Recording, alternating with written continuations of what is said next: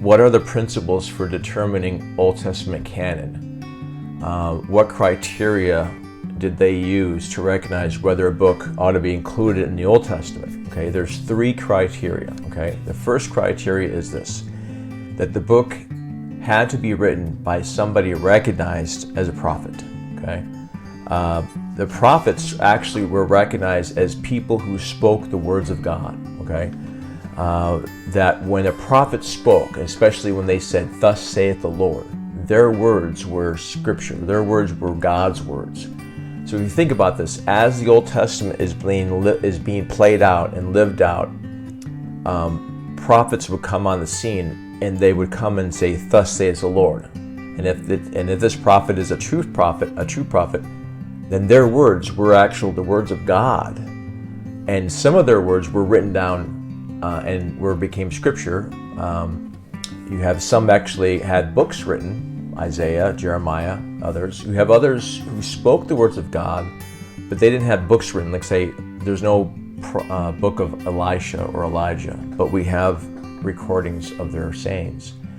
So in the Old Testament prophet, their words were God's words. Their "Thus saith the Lord" was God speaking. Okay, so the book had to be written by somebody recognized as a prophet. Now, how do I know if this person's a prophet?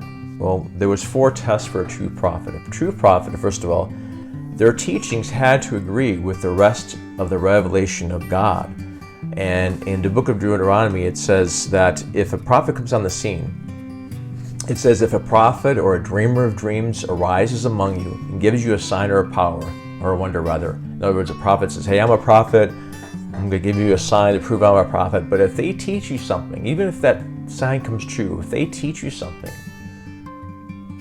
like for example, if they say, "Let's go after other gods," well, that teaching disagrees with the rest of Scripture. Even if the sign they give comes true, their teaching is contrary to the rest of Scripture, they are a false prophet.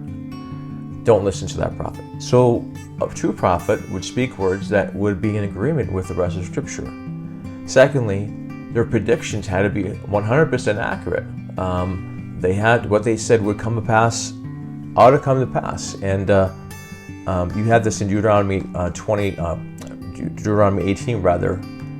Verse 21 says, "You may say in your heart, how will we know the word which the Lord has spoken?"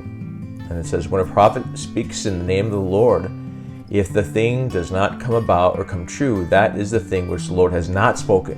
Okay, if the prophet says something that's going to happen and it does not happen, that's not a prophet of God. So their teaching had to be in agreement with the rest of Scripture, the revelation of God.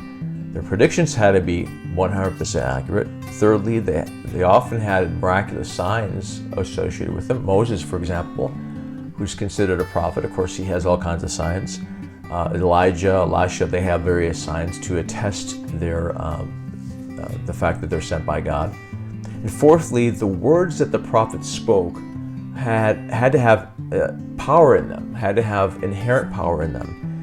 Words that, for example, Isaiah says that my words, of course, will not return void without accomplishing what I want to accomplish. So when a prophet of God spoke, the words they spoke were inherently strong and powerful.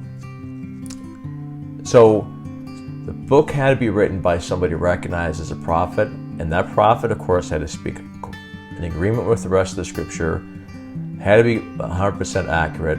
They often had signs, and their words had to have some weight to it. Okay, that's the first thing, recognized as a prophet. Second criteria is that the book had to be written by 400 BC, as we said before, because that is the time when they recognized that Malachi was the last of the prophets, and that they were still waiting for a prophet to arise.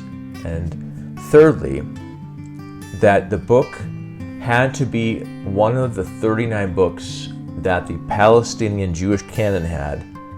In fact, it's the same Bible that Jesus had in his day, and the early church had in their day.